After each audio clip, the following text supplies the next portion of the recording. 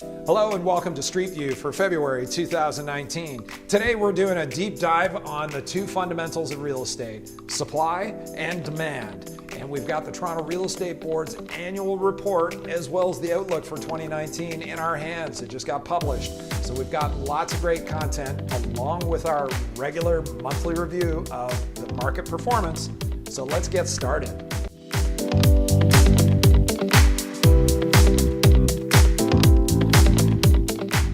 So we're going to start with our simple recipe and focus on the supply side first, and that equates to the number of new listings that had sold in the month of January 2019. And we can see from this chart, the orange bar way over on the left side is the very first month recorded for this year, and then it'll have 2018, 17, 16 stacked up against it. So we can see how that orange bar is slightly ahead of the three prior years, and it's up 10.5%. when we look at a year-over-year basis, which means there's more supply on the marketplace, in the marketplace. And there's another measurement that we use is days on market, like on average, how long does it take to get a house sold? And that has also gone up to 33 days, and that represents a 3% increase. And so those two ideas are tied together.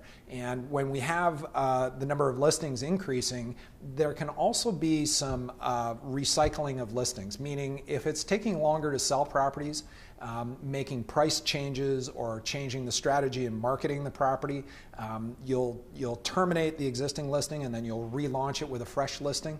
I think that's a small part of that 10% increase for this month. The other thing that we see is that when we have an increase in the number of listings seasonally, we know price growth is going to be more moderate, and we'll get to price in a moment. But let's focus now on the sales, which is a representation of the demand, how much demand is happening. And so sales were up 0.6%. That's not even a full percentage point. And so we can see that orange bar is almost dead even with the prior year, but still below what we experienced in 2017, 2016. And the influencers there, I think, are most definitely affordability and the stress test under mortgages, the mortgage qualification process. We'll talk more about that in our later segment. And then weather, to a degree. I mean, we always have snowy conditions through January, February, and we're just coming off another snowstorm this week, but it's nice to see things getting milder, and we'll see how it does influence the market. With our own listings, we see the number of showings will taper off as the snowstorm approaches, and then as things warm up again, showings start to fire up, and showings become offers, and offers become sold properties. So everything's performing as expected. So when we're on to price. And so price overall is up 1.7%. And that's now an average price in the Greater Toronto Area of $748,000, which represents a $14,000 increase from the year prior. And when we go back to 2017, that benchmark year, you can see how that green bar is sticking up a little bit higher, way over on the left. What that illustrates is that in 2017, average price was at $770,000. And so there's a difference there of obviously approximately $22,000 or 2.9%. So we're still not quite back at that level, but with the forecast that we're going to give you in the next segment, you'll get to understand how there is going to be a convergence next year. And we anticipate a convergence, let's put it that way, as best we can tell. And so forecasted growth in price looking like about 3.5% for the entire year. So I would say with the first month's results in, we're right on track. The Toronto Real Estate Board's Market Year in Review and Outlook Report for 2019 does a great job of summarizing many different influencers in the market, the results, as well as what are the key influencers in our marketplace up to today and moving forward into the future. And it's really that future cast that I'm really interested in, help diagnose what's going on in the Toronto real estate market. Why are we struggling so much with affordability? And I'm going to provide you some answers right now. And what we want to know, firstly, is what do our policymakers have to say on the topic?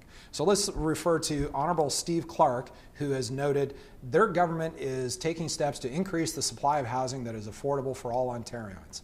So they are committed to cutting red tape and reducing approval timelines to get housing built faster in and around the GTA. That's why they have held province-wide public consultations to ask people to share their thoughts.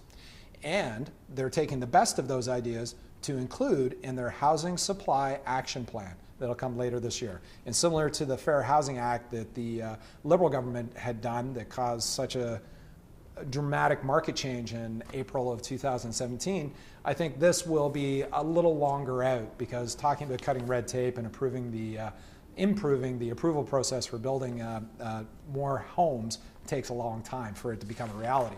But let's see what our mayor, John Tory, has to say on the subject. In 2018, for the second year in a row, the city hit it and exceeded its target of approving 1,000 affordable housing units. Good job, Mr. Tory. He has set a goal of approving 40,000 units over the next 12 years to increase the supply of affordable housing in our city. And to that end, they have actually kickstarted development of 11 city-owned sites. Now, I'm not sure exactly where these sites are and how many housing units that represents, but it's interesting to hear policymakers understand that it is a big concern for people living in Ontario. So let's get into some facts and figures. So we're going to start hearing more and more about this missing middle market. And just exactly what that is this first slide illustrates the different classes of real estate, an average price for a detached, attached, townhome, and a condo. And so affordability-wise, someone can save 20% by just getting an attached home over a detached, up to 40% on a townhome versus a detached home.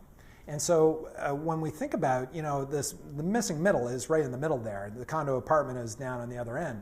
It has more affordability, and that's why condo pricing keeps climbing the way it does.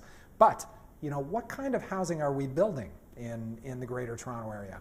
And we go to the next slide, and it's absolutely the high-rise apartments. That is the number one housing type that we're building most of, but it's not necessarily family-friendly. The number two is detached homes. So we're building, yet another home that is very family-friendly, but not very affordable. And then the third class is the missing middle. And you can see we're just not building enough of it. And the reasoning for that, it's probably a little bit of profitability for developers, could be the approval or regulations from the provincial and municipal governments, it's maybe, just the demand on the marketplace. People just end up picking up and moving and driving out of the city until they can afford to where they live. But this is not sustainable.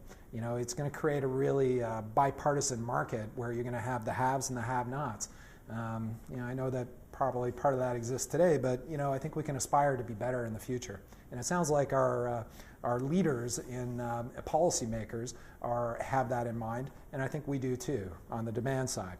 So how do we compare the Greater Toronto Area with other big Canadian cities? And this last slide I think is really great to illustrate how Toronto really sucks at creating more middle market properties. We rank number 5 behind Calgary, Ottawa, Vancouver, and Montreal, funny enough, is the number 1 area that does a great job of creating the middle market. Things are getting serious when you have to put the glasses on, because we don't want to miss any of the details I'm going to share with you next. Let's take a look at what is the forecast for 2019. It's looking like we're going to see an increase in sales of approximately 7.2% and modest price growth of about 4.2%, which represents a slightly better than balanced market. And we understand the supply challenges now.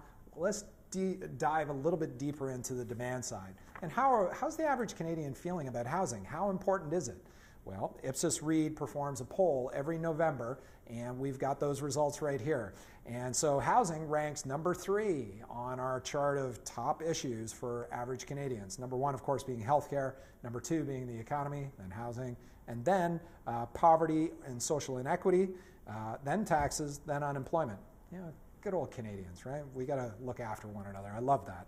So let's go a little bit deeper and look at, in 2019, 29% of the survey respondents indicated that they were likely to purchase a home in which to live.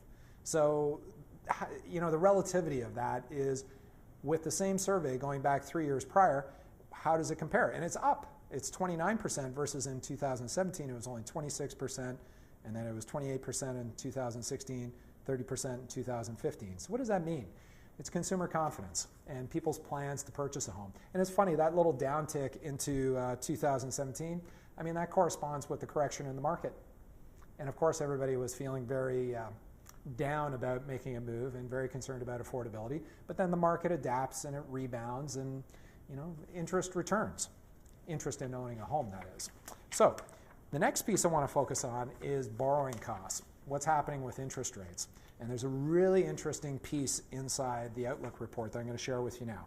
And that is that in the fourth quarter of 2018, the 5-year yield on Government of Canada bond rates dropped substantially as global economic uncertainty increased, which is cutting into the perceived growth prospects for Canada.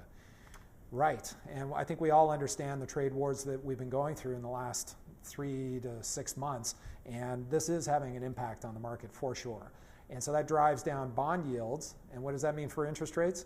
They drive the fixed rate mortgage products that people use to finance housing with, because on average, a person buying a home in Ontario, we've got it, average down payment, here we go, in the 416 is 32%, and the 905 is just 29.3%, and first-time buyers, they only put down 27.3%. So that means they're financing 70% of the purchase. Right? That's the significance. They're financing 70% of the purchase. And then I don't have it in a chart, but I'll just tell you that out of those folks, nearly 65% of them will choose a fixed rate product.